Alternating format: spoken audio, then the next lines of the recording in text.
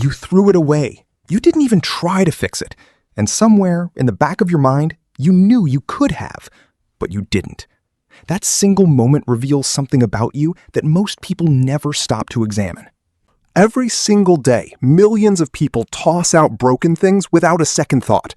A cracked phone screen, a wobbly chair leg, a jacket with a missing button, a blender that just needs a new blade. Things that could be saved in 30 minutes are dumped into trash bags and replaced with something fresh from a store shelf, and most people never ask themselves why. But here is the thing. The way you treat broken objects is not just a habit. It is a window into how your brain actually works, how you process effort, value, time, and even your own sense of identity. And once you understand the psychology behind it, you will never look at a broken thing the same way again. Let us start with something that researchers discovered and that most people have never heard of. There is a deeply embedded pattern in the human brain that makes effort feel more costly than it actually is. Psychologists call it the effort heuristic. Your brain is constantly running a background calculation, weighing the energy required against the reward expected. And here is where it gets distorted. When something is already broken, your brain automatically inflates the effort required to fix it. A repair that would take 20 minutes feels like a 2-hour project. A simple task feels like a complicated ordeal.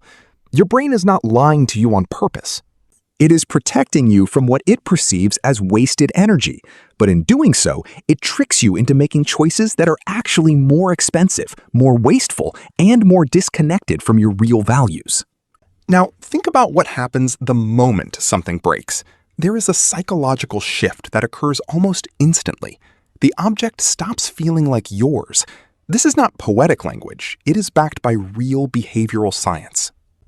When an item is functioning, you feel ownership over it. You feel pride, familiarity, and attachment. The moment it breaks, something changes in your mind. It begins to feel like a problem rather than a possession. And the human brain is wired at a deep level to move away from problems. Replacing the broken thing is not really about getting something new. It is about escaping the discomfort of something unresolved sitting in your space, in your hands, in your life. This connects to one of the most powerful forces in human psychology, loss aversion. You have probably heard that people feel losses more intensely than gains, but there is a lesser-known side to this. When something breaks, your brain registers it as already lost. The original object, the working version, is gone. What is left in your hands is a reminder of that loss. Buying something new does not just replace a broken item. It erases the emotional residue of that loss. It feels like a fresh start, and fresh starts feel incredibly good to the human brain, even when they are completely unnecessary. But there is something even deeper here that nobody talks about. The objects we own are tied to our self-concept. Not in a shallow, materialistic way, in a genuinely psychological way. Research in consumer behavior has shown that people incorporate their possessions into their sense of identity. Your things become extensions of who you are. So when something you own breaks, there is a tiny but real threat to that self-image. A cracked screen is not just a cracked screen. For some people, it quietly signals disorder, neglect, or failure, and replacing it immediately is a way of restoring that self-image. It is not vanity. It is the brain protecting the story you tell yourself about who you are. Now, here is something that the modern world has done to all of us without us realizing it. Consumer culture has systematically trained people to devalue repair. Think about how products are designed today. Sealed batteries, glued frames, components that are impossible to access without special tools. The physical design of modern objects communicates a clear message. This is not meant to be fixed by you. And over years of interacting with these products, people have internalized that message. They have stopped seeing themselves as capable of repair. They have outsourced their own competence to manufacturers and replaced confidence with convenience. This has created what psychologists call learned helplessness in the context of everyday objects. People who are deeply intelligent, highly capable, and resourceful in other areas of their lives genuinely believe they cannot fix a chair leg or replace a phone screen or sew a torn seam. Not because it is beyond them, but because nobody ever showed them, and the culture around them kept whispering that it was easier to just buy new. And then there's the speed of modern life. Patience has become genuinely rare. The psychology of convenience has reshaped human expectations at a fundamental level. When everything from food to entertainment to transportation can be obtained in minutes, waiting, even for something you fix yourself, feels abnormal. The gap between wanting something and having it has collapsed so dramatically that any delay now feels like deprivation. Repair requires patience. It requires sitting with something broken for a while. And for a brain trained on instant gratification, that waiting period feels unbearable in a way that previous generations would not have recognized at all. But here is where it becomes personal. Research has found consistent differences between people who default to replacement and those who default to repair, and those differences go far beneath the surface of habit.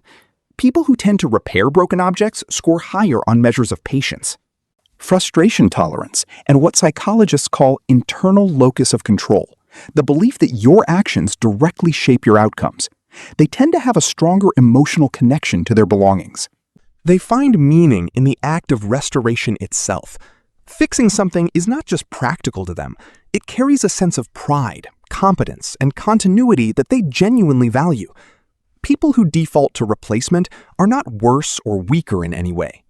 That they often show a different psychological profile, higher sensitivity to disorder and imperfection, stronger emotional responses to things feeling unresolved, a tendency to associate new things with new beginnings, which can be healthy or can mask a subtle pattern of avoidance where problems are escaped rather than solved. And this is where objects become a mirror.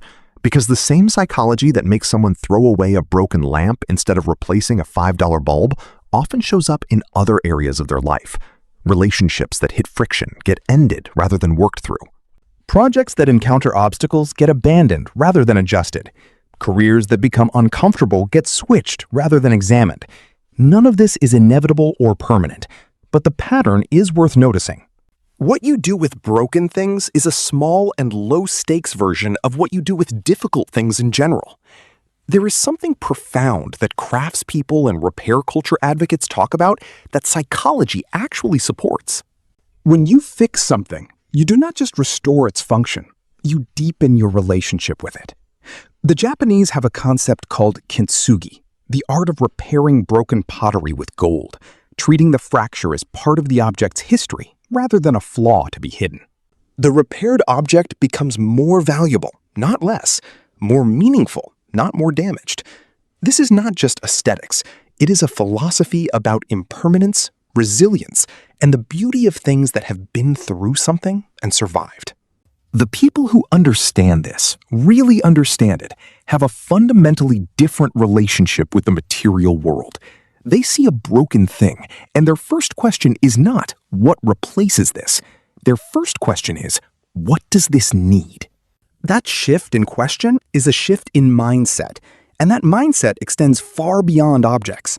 So the next time something breaks, before you reach for your phone to order a replacement, pause for just one moment.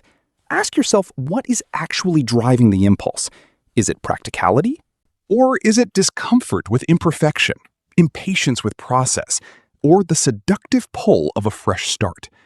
Because sometimes the most revealing thing about a person is not what they build, it is what they choose to save.